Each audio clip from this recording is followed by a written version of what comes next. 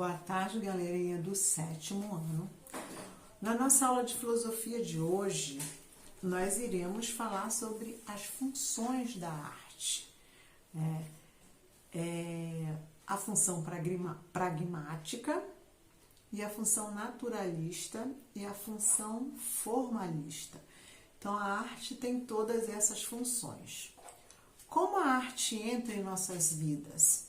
É possível estar diante de uma obra de arte e ser instruído por ela? Qual é a contribuição das variedades artísticas para a construção do ser humano? A arte, ela pode se desvincular da realidade? Por quê? Quando a gente fala das funções da arte, você já estudou a relação entre filosofia, arte grega, arte medieval e arte renascentista. E podemos afirmar que em todos esses períodos da história, a arte apresenta um objetivo bem específico. A arte tem propósitos diferentes, que dependem do interesse das pessoas que constroem e também das pessoas que a analisam. Entre as funções da arte, podemos destacar três: a pragmática ou utilitária, a naturalista e a formalista. Entre esses três nomes, que parecem estranhos, as ideias que eles apresentam são muito interessantes. Quando a gente fala da função pragmática, também chamada de utilitária, afirma que a arte tem a função de levar aquele que aprecia refletir outra coisa que não a própria arte. Na função pragmática, a arte não é valorizada por si mesma, mas por aquilo que ela pode indicar, ensinar e fazer refletir sobre algum tema em específico. Sabendo que a arte tem a função pragmática, é possível fazer relações e estabelecer conexões entre esse novo conceito aprendido e as formas de artes produzidas durante a história. Durante a Idade Média, por exemplo, a arte produzida apresentava a finalidade, a educação das pessoas, a respeito das ideias pregadas pela Igreja Católica, tendo em vista que as pessoas eram, em sua maioria, analfabetas. A arte era utilizada de forma pedagógica, com o intuito de ensinar os fiéis católicos sobre o Evangelho.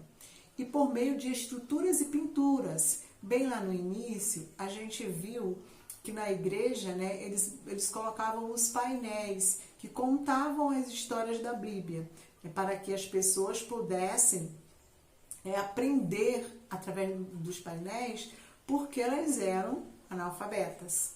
Então era a partir dessa história dos desenhos que a pessoa se alfabetizava em relação à Bíblia e aprendia, E ela tinha esse certo, ela refletia, essa questão, ela tinha temor diante da ideia do sagrado que era mostrado para ela.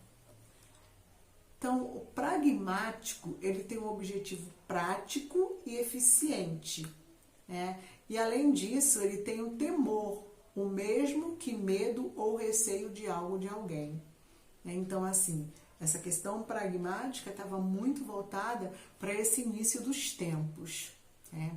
Já na arte medieval, não foi a única a apresentar motivos religiosos entre outras civilizações.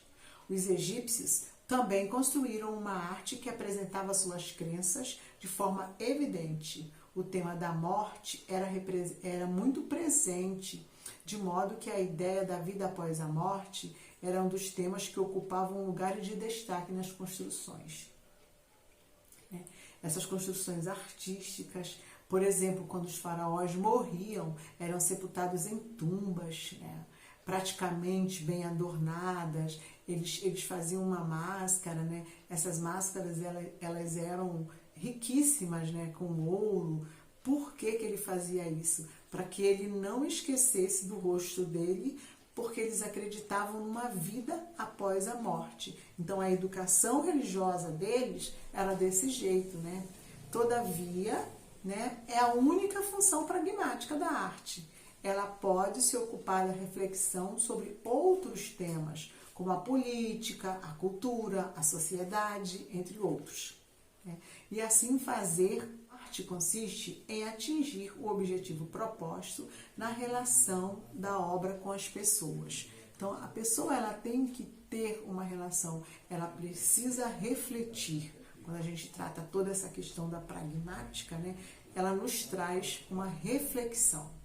Hoje nós iremos falar só sobre a questão pragmática, fazer as atividades propostas do livro, né, tirar as dúvidas no grupo. Vocês irão fazer o desenvolver e aplicar da página 365 e a interação da página 364.